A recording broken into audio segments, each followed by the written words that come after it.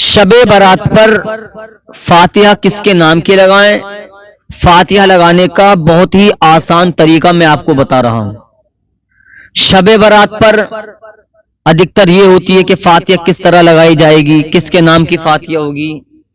پہلی بات تو میں یہ بتا دوں کہ شب برات کی رات بہت افضل رات ہے، اور یہ رات نصیب والوں کو ملتی ہے۔ وہ خوش نصیب لوگ ہیں جن کو شب برات کا مہینہ ملا اور جس کو شب برات کی رات ملی۔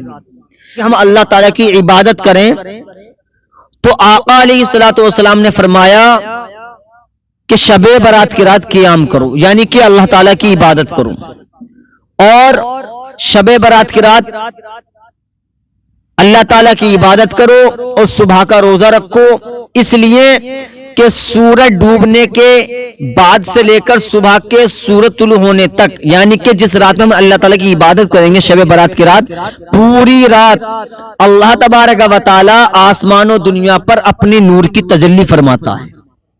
ہمیں چاہیے کہ ہم روزہ بھی رکھیں اور اللہ تعالیٰ کی عبادت بھی کریں۔ میں عرض کر رہا تھا کہ شب برات پر فاتحہ کس کے نام کی لگائیں اور شب برات پر فاتحہ لگانے کا طریقہ کیا ہے۔ آسان لفظوں میں اور بہت چھوٹی سی بات کہہ کر کے میں رخصت ہو جاؤں گا۔ آپ دیکھیں کہ شب برات پر ہم فاتحہ کس کے نام کی پڑھتے ہیں اور اس کا کیا طریقہ ہے، شب برات پر فاتحہ لگانے کا طریقہ کیا ہے۔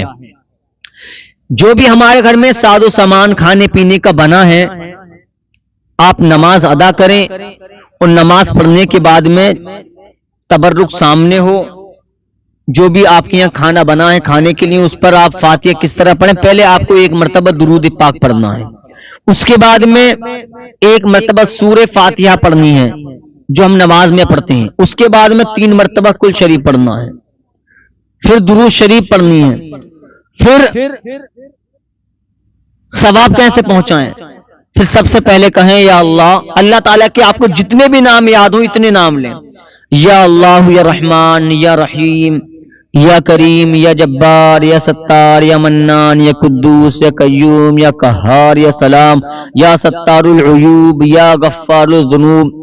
یا اللہ ہم نے جو کچھ پڑھا ہے، ہم سے پڑھنے میں جو بھی خامیاں غلطی ہوئی ہوں، اپنے فضل و کرم سے اس کو معاف فرما۔ سب سے پہلے ہمیں یہ کہنا ہے، اس کے بعد میں سب سے پہلے ہمیں ثواب پہنچانا ہے حضور کی بارگاہ میں۔ تو حضور کی بارگاہ میں ثواب کیسے پہنچائیں؟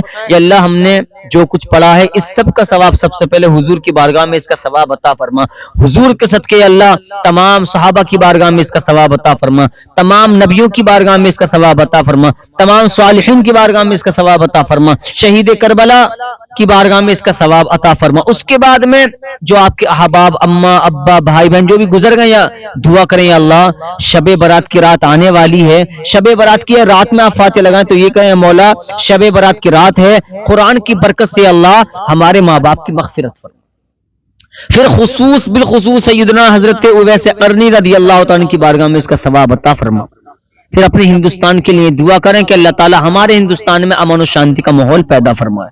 یہ شب برات کی فاتحہ لگانے کا بہت آسان طریقہ میں نے آپ کو بتا دیا، یہ ہے آسان طریقہ۔ کم سے کم ہم نے کچھ نہیں کیا اپنی زندگی میں، نمازوں کی ہمیں پابندی کرنی چاہیے، تو کم سے کم یار اپنے بچوں کو خود کو فاتحہ تو یاد ہونی چاہیے۔ آج ہم فاتحہ کے لیے محتاجی برتتے ہیں کہ فلاں کو بلاتے ہیں، فلاں کے پاس نہیں ہے ٹائم۔ یاد رکھیں جتنی دل کی گہرائیوں سے آپ دعا کر سکتے ہیں، نہ کوئی مسجد کا امام اس طرح سے دعا کر سکتا ہے، نہ کوئی مفتی کر سکتا ہے، نہ کوئی عالم کر سکتا ہے، نہ کوئی حافظ و قاری کر سکتا ہے۔ اس لیے اپنے بچوں کو علم دین سکھائیں، خود بھی نماز کی پابندی کریں اور اپنے بچوں کو بھی نماز کی پابندی کرنے کا طریقہ سکھائیں، نماز کا طریقہ سکھائیں۔ اللہ تعالی ہم سب کو شب برات کی رات میں خوب اللہ تعالیٰ کی عبادت کرنے کی توفیق عطا فرما۔